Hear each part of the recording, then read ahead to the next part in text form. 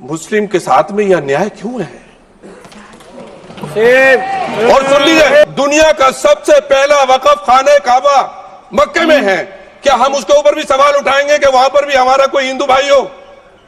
हम अपने वकार को, अपनी इज्जत को, अपने मुल्क की, अपने शान को, अपने संविधान को खुद अपने पैरों तले रौंद रहे हैं।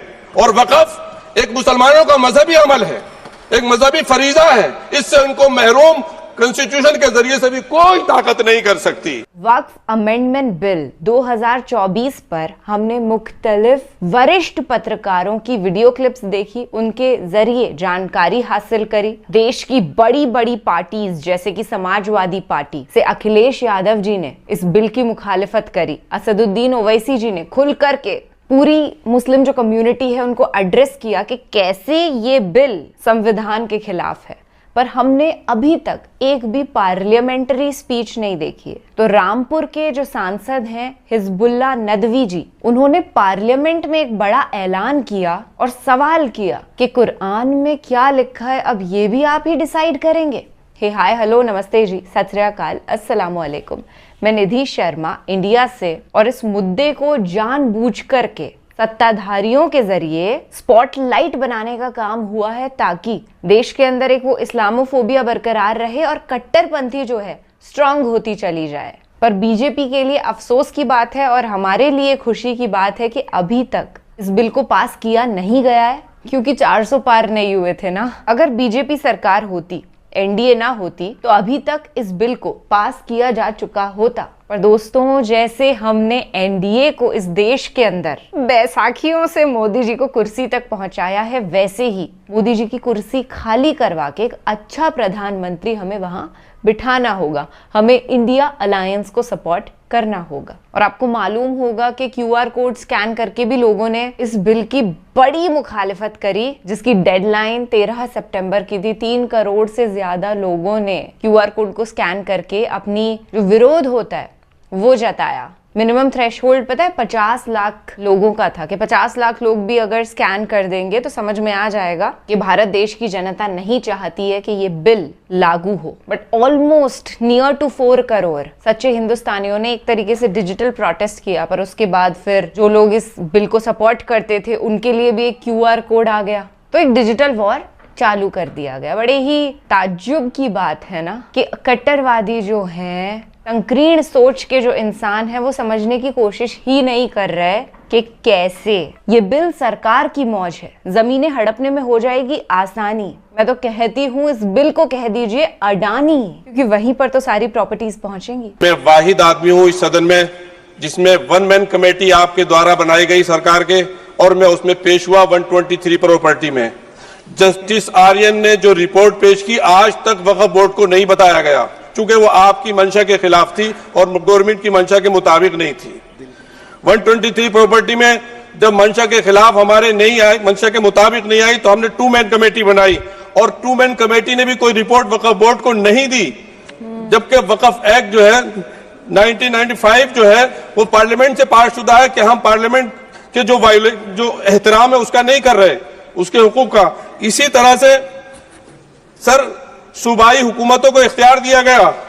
सर हिंदू एंडोमेंट में जो कर्नाटका और तमिलनाडु में है वहां कोई मुस्लिम नहीं हो सकता, और 26 में आर्टिकल 26 का वायोलेशन है। 4 धाम में ये लिखा हुआ वाज़े तौर पर कि सिर्फ हिंदू होगा। बिहार उड़ीसा में भी यही लिखा हुआ है। पंजाब हरियाणा में गुरुद्वारा प्रबंधक कमेटी में सिर्फ सिख होगा ओनली, और ये उनका अधिकार है, इसको माना गया है। लेकिन मुस्लिम के साथ में यह न्याय क्यों है? और सुन लीजिए सर, मैं आपकी तवज्जो की चाहता हूं, दुनिया का सबसे पहला वक़फ़ खाने काबा मक्के में है। क्या हम उसके ऊपर भी सवाल उठाएंगे कि वहां पर भी हमारा कोई हिंदू भाई हो? हम अपने वकार को, अपनी इज्जत को, अपने मुल्क की, अपने शान को, अपने संविधान को खुद अपने पैरों तले रौंद रहे हैं। और वक़फ़ एक मुसलमानों का मजहबी अमल है, एक मजहबी फरीजा है। इससे उनको महरूम कॉन्स्टिट्यूशन के जरिए से भी कोई ताकत नहीं कर सकती। सर ये हम बहुत बड़ी गलती करने जा रहे हैं, जिसका खुमियाजा हमें अभी नहीं सदियों तक हम भुगतते रहेंगे, क्योंकि हम खुद अपने कॉन्स्टिट्यूशन को, संविधान को, उसकी पामाली कर रहे हैं। अगर हमें इस सिलसिले में, मैंने सर पूरा पूरा मैंने उसको मध्यम से पढ़ा है और मैंने पूरी 40 तरामीम जो उसमें गलत है उसको लिखकर जो है वो मैं लेकर आया हूं सर। इसके जरिए से सरकारी अमले को बाज़ाब्ता तौर पर यह हक आखिर तो कलेक्टर को दिया जा रहा है, सर्वे कमिश्नर के इख्तियारात खत्म किए जा रहे हैं। आखिर सर्वे कमिश्नर भी तो गवर्नमेंट ऑफ इंडिया का होता है सर, ऐसे कैसे कर सकते हैं हम?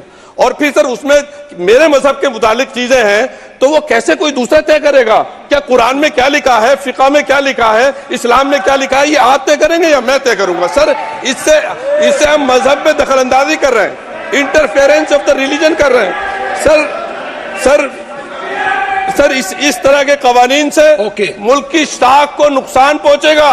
कॉन्स्टिट्यूशन की स्पिरिट हम खत्म कर देंगे और अगर ये होगा तो कोई भी अकलियत, कोई भी माइनॉरिटी अपने आप को हिंदुस्तान में सेफ नहीं करेगी। पिछले दिनों सिखों के साथ भी ये हुआ और कुछ ईसाई भाइयों के साथ भी इस तरह के वाकयात हुए हैं जिसकी वजह से सब लोग अपने आप को असहाय महसूस कर रहे हैं। 10 साल से जो मुल्क में माइनॉरिटीज के साथ, उनके हुकूक के साथ, उनके रिलीजन फ्रीडम के साथ जो खिलवाड़ किया जा रहा है उससे रूह कांप जाती है और दिल ऐसा महसूस होता है कहीं ऐसा ना हो कि जनता इन हुकूक के लिए, कॉन्स्टिट्यूशन को बचाने के लिए आप दुश्मन है मुसलमानों के, उसका सबूत ये बिल है। गवर्नमेंट कह रहे हैं कि हम महिलाओं को दे रहे हैं।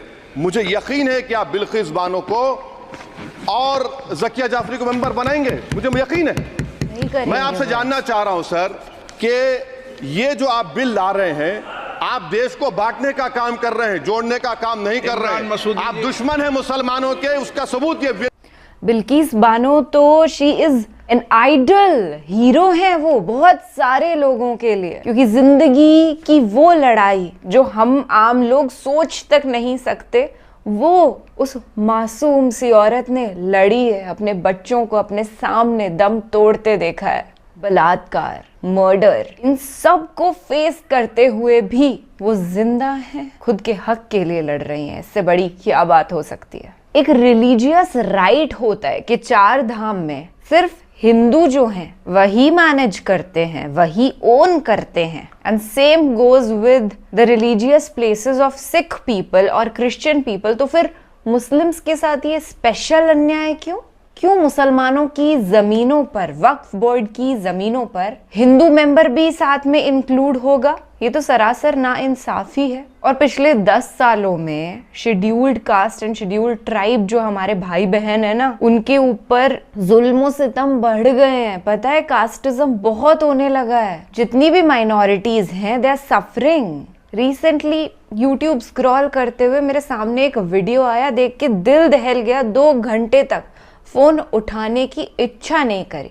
उसमें पता है क्या था? एक दलित बच्चे को some upper caste, so called upper caste मैं कहूंगी, वो झूठे चोरी के इल्जाम में फंसा के ले गए और रात को 1 बजे उसे अनड्रेस करवा के, सारे कपड़े उतरवा के डांस करवाया है। इंसानियत बिल्कुल खत्म हो चुकी है ऐसे हैवानों की। बच्चे के साथ एक ऐसा हादसा हो गया जो वो जिंदगी में कभी भूल नहीं सकता है। हीलिंग में बहुत टाइम लगेगा। आप बस मानसिकता को देखिए कि कितनी घटिया सोच है कि इस तरीके की हरकत कोई कर पाए। तो देश में ये नफरती लहरें जो चल रही हैं ये बिल्कुल सख्त तरीके से बंद हो जानी चाहिए और वक्फ अमेंडमेंट बिल लागू नहीं होना चाहिए। जमीन अल्लाह के नाम की है, अल्लाह के काम में लग जानी चाहिए। That's it. ख्याल रखिएगा अपना और अपने सभी घर वालों का। खुश रहिएगा, महफूज रहिएगा, सच के साथ ऐसे ही डट कर खड़े रहिएगा। सत्यमेव जयते। जय हिंद।